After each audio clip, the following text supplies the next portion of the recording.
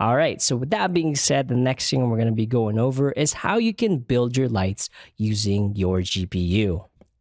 By definition, the GPU light mask system bakes lights into textures similar to the CPU-based light mask, but instead of CPU to bake, it uses GPU to generate and build lighting data that uses ray tracing capabilities of DirectX 12. Again, the GPU light mask will require you to have Windows 10 with DirectX 12 and ray tracing capable NVIDIA GPU. To enable GPU light masks, go to the plugins and then type in GPU light and go ahead and check that and say OK. Now don't restart just yet, so close that and then go to Edit, Project Settings. And in the project settings, we want to make sure we have virtual textures enabled right here. And we also want to enable virtual texture light maps. And in the platform, we want to make sure we change this to DirectX 12 right here. And then next, what we'll do is type in hardware ray tracing. And we actually need to check this on right here. Yes.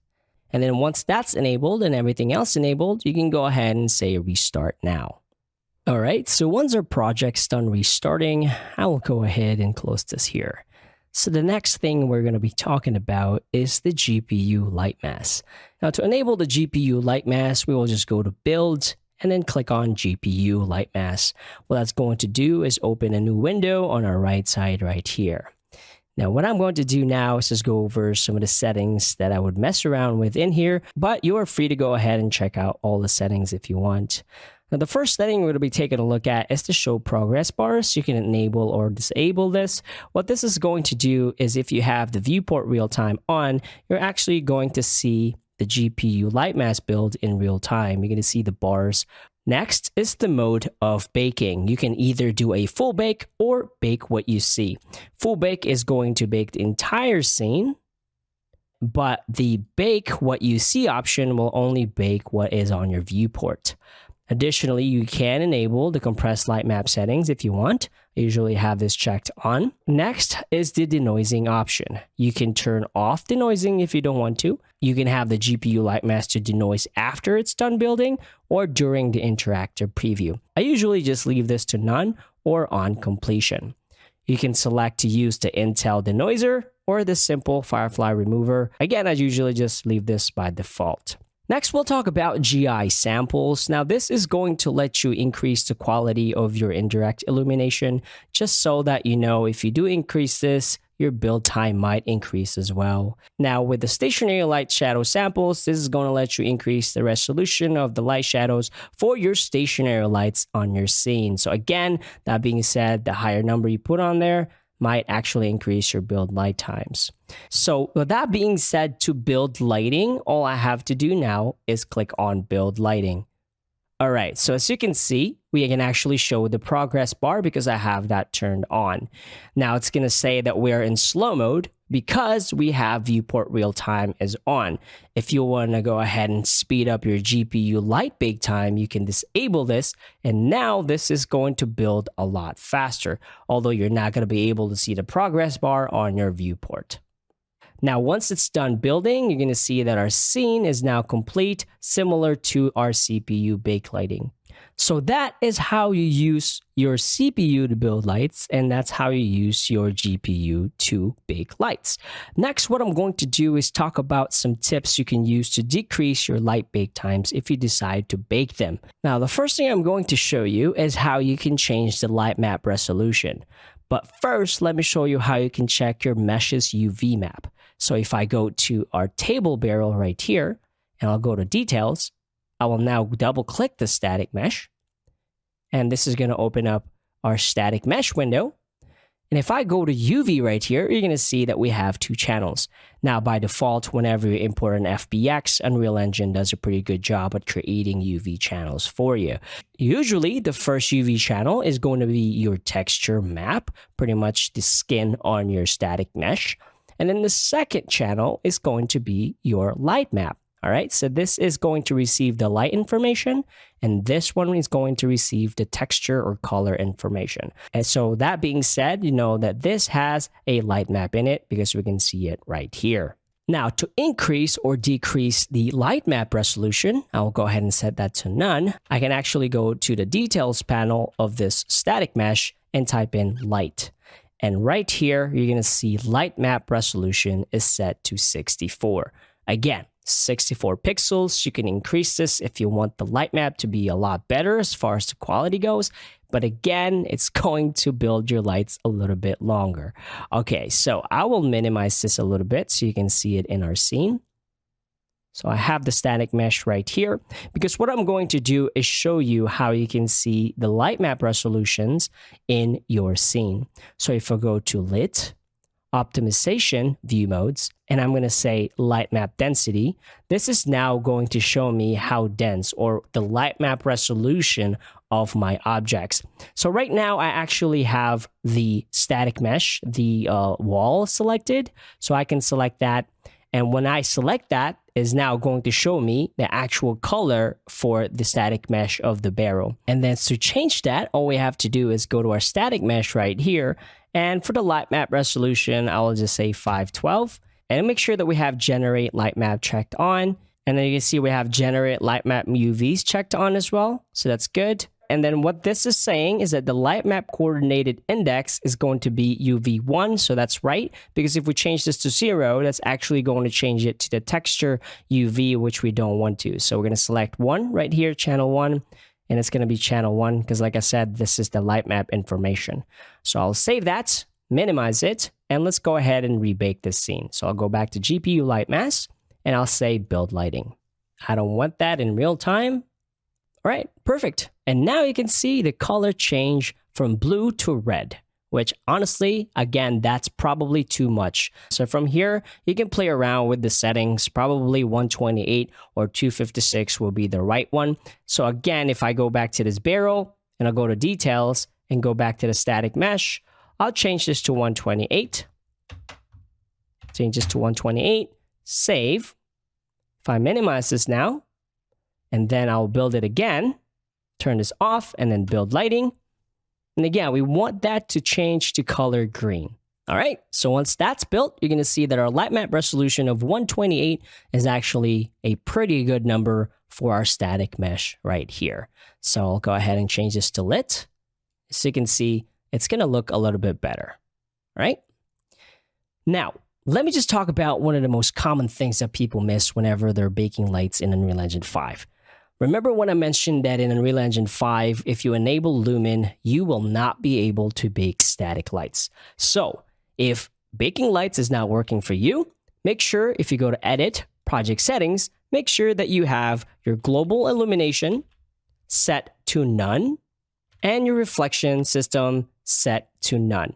If it's set to Lumen, static lighting will not let you bake. All right, I'm going to go ahead and close this. So by now, you can probably understand why static and stationary lights wouldn't be really good for animation. But don't worry, we'll be talking about real-time lighting more in detail later on. So now that you have a general idea on the different types of mobility settings and different ways to build lights in Unreal Engine 5, what we will talk about next are the different types of lights you can use in Unreal Engine 5.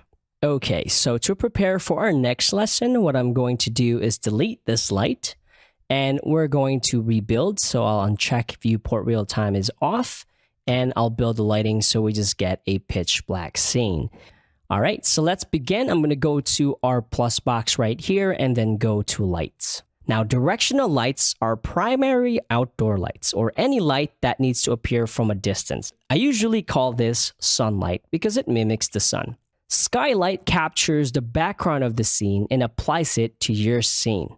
Point light acts as a light bulb, casting light in all directions from a single point. Spotlight emits light from a single point in a direction limited by a set of cones. And lastly, rec lights. Rec light emits from a rectangular surface in a direction. Now let's start with, again, the point light. So I'll have this turned on. And again, I'm going to bring it into our scene. And I'll just kind of bring it up.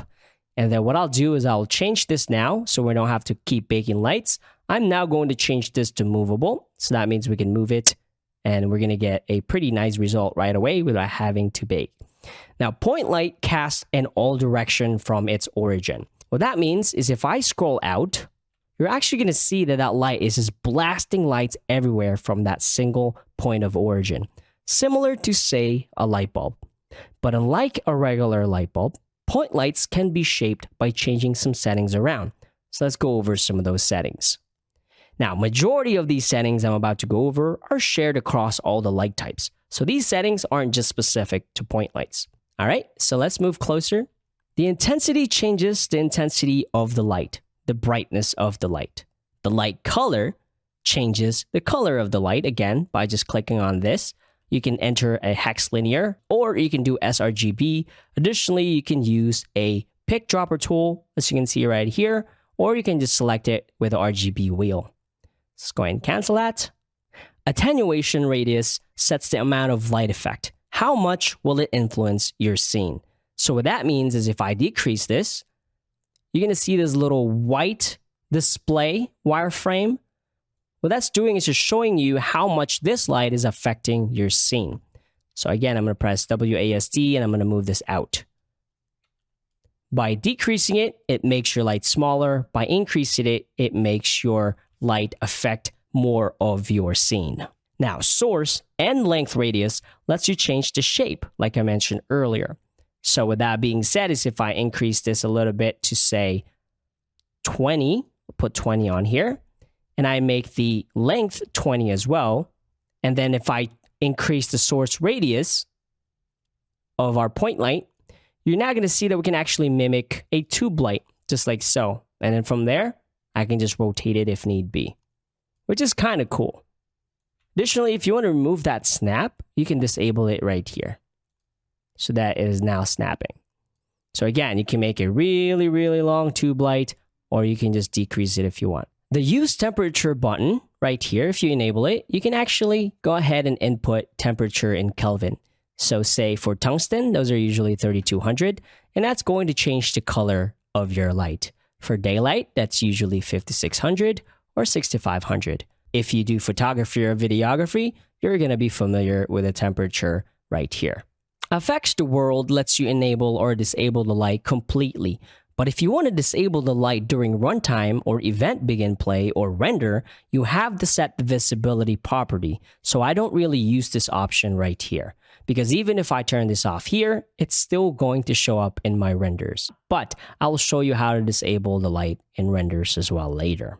Cast shadows is really what it says. It lets you enable or disable the light casting shadows. Now, the indirect light intensity right here lets you set how much indirect bounce or light contribution of your light. Now, for volumetric scattering intensity, this is going to let you change the way your light reacts to exponential fog, more specifically to volumetric fog, which we will cover later on when we're doing our light samples. So with that being said, I'll go ahead and delete our point light. And what we'll do is create our next light, which is going to be our spotlight. So again, I'll press W and we'll just bring it up to the scene. And I'm just going to bring it up to the ceiling so you can see it a little bit better. Now, a spotlight emits light in a cone shape, as you can see. And you can control a spotlight using the inner cone angle and the outer cone angle, as you can see right here. So I can increase the inner cone angle, which actually intensifies the brightness of the light. But additionally, I can use the outer cone angle to feather that light on the other side. I usually use spotlights as a flashlight, headlight, a car light, or sometimes to mimic an HMI light. It's pretty useful. So I'll delete that, because next what we'll cover is a rectangular light or rec light. Now, a rec light or rectangular light emits light in a rectangular shape, and you can control a rec light using the height and width control. So say if I want to increase the width of this rec light, I can do so, and also increase that source height as well. I usually use rec lights for TVs, neon lights, even mimic softboxes, or a 4x4 key light, or even overhead lighting. Now, important thing to note though, even though the rec light has a rectangular shape, the way it emits light is still a circle. So if I back up, you're going to see that the attenuation radius is also the same of a point light.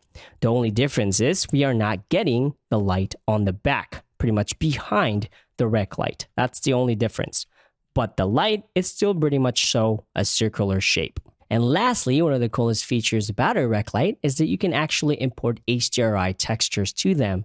So that being said, if I have the rec light selected and in the details panel, I scroll down to source texture, I can actually put a softbox texture here that I downloaded from the Epic Marketplace. So if I go to my content browser, I can move this up and I'm going to go to softbox. I have 4 of these that I can kind of just drag and drop. And what that's going to do is use that HDRI texture on that rectangular light, which is super, super cool. And additionally, you can just type in softbox in here or whatever file type you have.